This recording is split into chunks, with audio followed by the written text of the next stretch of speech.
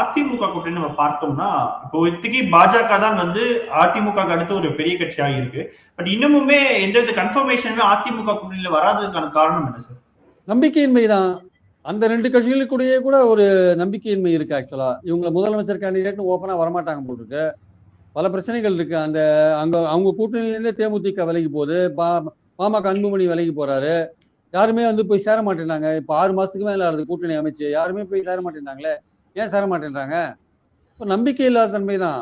அதாவது பாஜகவுக்கு தமிழ்நாட்டில் ஒரு எதிர்மறை ஓட்டு இருக்குங்க. அந்த எதிர்மறை ஓட்டு இருக்கும்போது அது என்ன மாதிரியான விளைவுகளை உண்டாக்கும்னு சொல்ல முடியாது. ஸோ இதனால அவங்க யோசிக்கிறாங்க, கட்சிகள்லாம் யோசிக்கிறாங்க போய் சேர்றதுக்கு. கடைசி நேரத்தில் யார் போய் சேருவாங்க? இப்போ மிச்சம் மீதி இருக்கிறது யார் பாருங்க. தேமுதிக போறதுக்கான வாய்ப்பு இருக்கு, பாமக அன்புமணி போறதுக்கான வாய்ப்பு இருக்கு, அப்புறம் புதிய தமிழ் இது ஜான் பாண்டியன் போறதுக்கான வாய்ப்பு இருக்கு.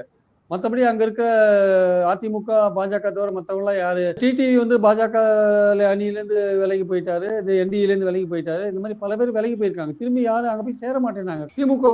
திமுக அணியில இருக்க அணி ஒரு பிரம்மாண்டமான அணின்ற ஒரு பேர் இருக்கிறத நம்ம பாக்குறோம் நம்ம. ஸோ அதனால பாயிண்ட் என்னன்னா இந்த 2 பேரை நம்பி இன்னும் கூட்டணி சேர்றதுக்கான ஒரு தைரியம் மற்ற கட்சிகளுக்கு இதுவரையும் வரல. இத்தனைக்கும் மத்தியில ஆட்சியில இருக்கிற பாஜக அதனாலேயே ஒன்றும் பண்ண முடியாத லெவலில் தான் இருக்கு. ஆக்சுவலா ஒரு பக்கம் அவங்க ட்ரை பண்றாங்க, ஒரு பக்கம் அவங்க ட்ரை பண்றாங்க, ஒரு பக்கம் பாத்தீங்கன்னா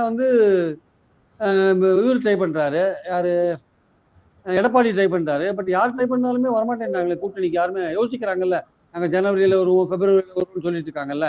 அதே சமயம் திமுக அணியிலேருந்து ஒரு கட்சி கூட விலகி வரதுக்கான வாய்ப்பே இல்லாத இருக்குல்ல.